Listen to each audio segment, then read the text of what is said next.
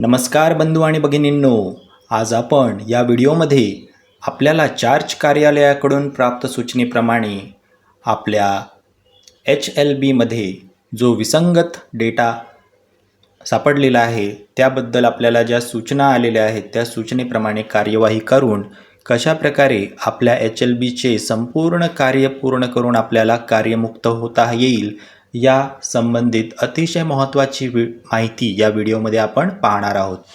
तर व्हिडिओ शेवटपर्यंत पूर्ण पहा जेणेकरून आपल्याला आपल्या HLBचे कार्य पूर्ण करून लवकरात लवकर हँडओव्हर करून देता येईल. तर आपल्याला आपल्या चार्ज कार्यालयाकडून अशा प्रकारच्या एक्सेल शीट प्राप्त होत आहे ज्यामध्ये आपल्या HLB समोर आपल्याला काही सूचना केलेल्या आहे. जसं की आपण पाहू शकतो की या HLBमध्ये काही ठिकाणी आपल्याला विसंगत माहिती सापडलेली आहे. जसं की अनेक HLBमध्ये उघड्यावर शौचालय असल्याच्या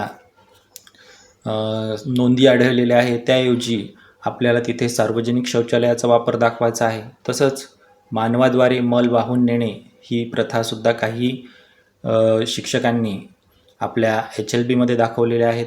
तसंच जीची जोडणी आहे परंतु स्वयंपाकघरासाठी जळाऊ लाकूड वापरतात. त्यानंतर नदी परिसरामध्ये घर, केरोसिनचा वापर, सध्या केरोसिन उपलब्ध नसते त्यामुळे केरोसिनचा वापर दर्शवलेला आहे. फोन नाही पण इंटरनेट आहे, लँडलाईन फोनचा वापर, वीज नाही, अशा प्रकारच्या काही नोंदी आपल्याकडून या घरगणनाच्या दरम्यान झालेल्या लक्षात आलेल्या आहेत आणि त्यामुळे चार्ज कार्यालयाकडून आपल्याला त्या विसंगती दूर करण्याच्या सूचना आलेल्या आहेत. तर जाणून घेऊया आपण आपल्या घरगट यादीतील ॲपद्वारे कशा पद्धतीने या विसंगती दूर करू शकतो. तर त्यासाठी सर्वप्रथम आपल्या मोबाईलमधील HLO ॲप ओपन करून घ्यावे.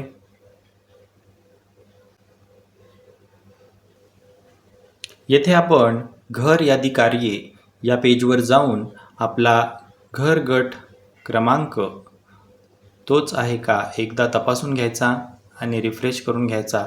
ज्या ठिकाणी आपल्याला चेंजेस करायला लावले आहे तोच घरगट यादीचा क्रमांक इथे असणे आवश्यक आहे. त्यानंतर आपण सारांश पहा या टॅबचा वापर करणार आहोत. सारांश पहा इथे जाऊन आपल्याला संपूर्ण माहिती त्या घराची संपूर्ण माहिती आपल्याला पाहता येणार आहे. ते तिथे आपण प्रेस करणार आहोत. पद्धतीने आपण ज्या ओळ क्रमांकासाठी बदल करणार आहोत त्या ओळ क्रमांकाचं संपूर्ण माहिती आपल्याला इथून बघून घ्यायची आहे आणि ते आपल्याला आपल्या फॉर्मॅटवर कॉपी करून घ्यायची आहे. कारण एकदा जेव्हा आपण एडिटचं बटन दाबू त्यावेळी ही सगळी माहिती रिक्त झालेली असेल आणि ती माहिती आपल्याला नव्याने भरायची आहे. त्यामुळे आपल्याला ही संपूर्ण माहिती आपल्या फॉर्मॅटवर लिहायचं आहे. फॉर्मॅट आपल्याला पुस्तकामध्ये प्राप्त आहे. एकदा मी तुम्हाला फॉर्मॅट दाखवून देतो.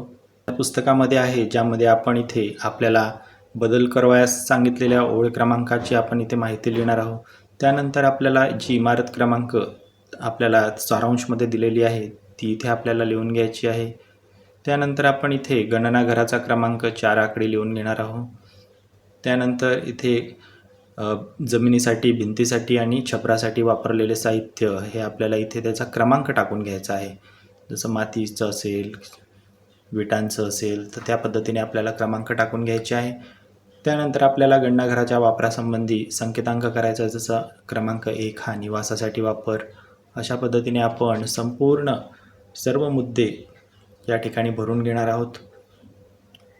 इथे जेव्हा आपण माहिती भरू त्यावेळी आपल्याला विसंगती असणाऱ्या ठिकाणी विशेष लक्ष द्यायचे आहे. तर विसंगती असणारे प्रश्न कोणते असू शकतात ते आता आपण बघूया. तर इथे आपण बघू शकतो की पिण्याच्या पाण्याचा जो स्रोत आहे तो विसंगती असणारा प्रश्न असू शकते. त्यामुळे तिथे बॉटल बंद पाणी वगैरे आपल्याला निवडायचं नाही. तसेच शौचालयाचा वापर हे सुद्धा आपल्याला इथे सार्वजनिक शौचालय असे निवडून घ्यायचे आहे. उघड्यावर आपल्याला दाखवायचे नाही. त्यानंतर विजेचा वापर तिथे दाखवायचा आहे. शौचालयाची उपलब्धता दाखवून द्यायची आहे. ह्या गोष्टीमध्ये विसंगती आढळण्याच्या दाट शक्यता आहे. त्या गोष्टी आपल्याला व्यवस्थित भरून घ्यायच्या आहे. चार्ज कार्यालयाकडून प्राप्त झालेल्या सूचनेप्रमाणेच आपल्याला बदल करून घ्यायचे आहे. तर ही संपूर्ण माहिती जर मोबाईल नंबर नसेल तर इथे पुढे टाकायचा नाही. तर या पद्धतीने आपण सगळ्या प्रकारची माहिती भरून घेणार आहोत आणि हा फॉर्मॅट सर्व ओळींसाठी जिथे आपल्याला बदल करायचा आहे त्या सर्व ओळींसाठी वापरून घ्यायचा आहे. यानंतर आपण ही सगळी माहिती आपल्या ॲपमध्ये परत एकदा व्यवस्थित भरून घेणार आहोत. त्यासाठी आता आपण आपल्या ॲपचा वापर करूया.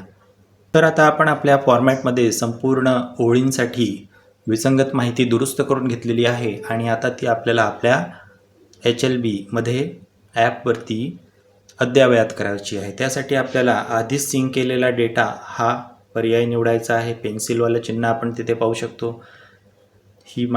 आता आपण हे निवडल्यानंतर आपल्याला ज्या ओळ क्रमांकासाठी बदल करायचा आहे ती ओळ क्रमांक काढायची आणि त्याच्याखाली सुद्धा असाच पेन्सिलसारखं चिन्ह आहे ते आपण दाबून घेणार आहोत. त्यानंतर आपण संपूर्ण माहिती, सर्व मुद्द्यांची माहिती ही स्टेप बाय स्टेप आपण भरणार आहोत. ती भरत असताना आपल्याला ओळ क्रमांक, इमारत क्रमांक, त्यानंतर गणनाघर क्रमांक आणि कुटुंब क्रमांक ऑटोमॅटिक येतील. इतर माहिती आपल्याला स्वतः भरून घ्यायची आहे. त्यासाठी आपल्याला आपल्या फॉर्मॅटचा वापर करून घ्यायचा आहे. संपूर्ण माहिती झाली की त्यानंतर ज्याप्रमाणे आपण आपला डेटा सिंक करत होतो त्याप्रमाणे आपल्याला आपला डेटा सिंक करून घ्यायचा आहे. सिंकची प्रक्रिया पूर्ण झाल्यानंतर आपल्याला घर गणना ॲपमध्ये आपल्याला आपल्या घर गटाचे काम पूर्ण केले आहे म्हणजेच मार्क ॲज कंप्लीट हे सुद्धा आपल्याला करून घ्यायचं आहे. त्यासाठी या बॉक्सवर आपण क्लिक करून घ्यायचं आणि त्यानंतर इथे आपली सिग्नेचर करून हे बटन सादर करा हे बटन आपण दाबून घेणार आहोत. तर अशा पद्धतीने आपलं ओळ क्रमांकामध्ये ज्या विसंगती आहे त्या दूर करून घ्यायच्या आहे आणि लवकरात लवकर आपलं काम पूर्ण करून घ्यायचं आहे. त्यानंतर आपला नजरी नकाशा जो आहे तो सुद्धा अंतिम करून घ्यायचा आहे. नजरी नकाशा अंतिम करून घेत असताना कुठल्या प्रकारच्या गोष्टी बारकाईने लक्षात ठेवाव्या ते मी पुढे सांगणार आहे. तर इथे आपण पाहू शकतो की चुकीचा तरीका कसा आहे. तर इथे आरंभबिंदू जो आहे तो आरंभबिंदू कशा पद्धतीने दाखवलेला आहे तसा आपल्याला दाखवून घ्यायचा आहे.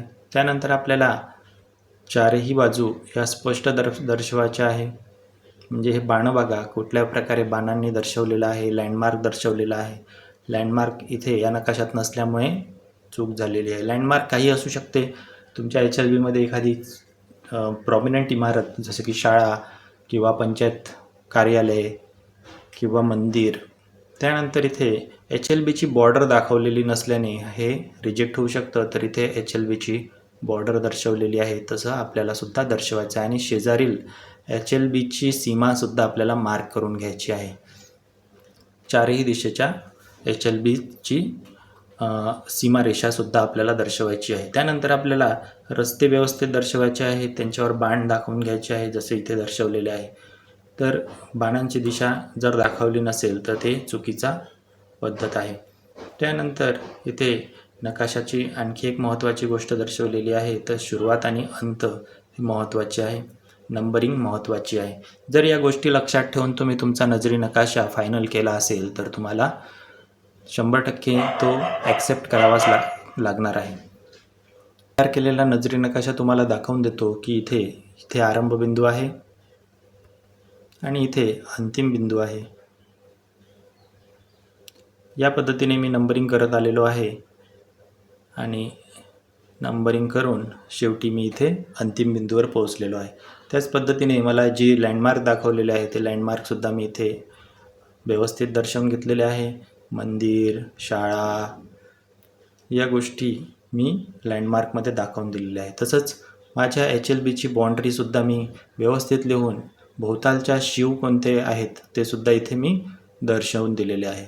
तर या पद्धतीने जर तुम्ही तुमचा नकाशा तयार केला तर तो 100% ॲक्सेप्ट होणार आहे आणि तुम्हाला कुठल्याही प्रकारच्या दुरुस्तीची सूचना येणार नाही. जर हा व्हिडिओ तुम्हाला माहितीपूर्ण वाटला असेल तर हा जास्तीत जास्त शेअर करा जेणेकरून आपल्या सर्व प्रगणक मित्रांना याची माहिती होईल आणि त्यांनासुद्धा यातून फायदा घेता येईल. तर व्हिडिओ शेवटपर्यंत पाहिल्याबद्दल धन्यवाद.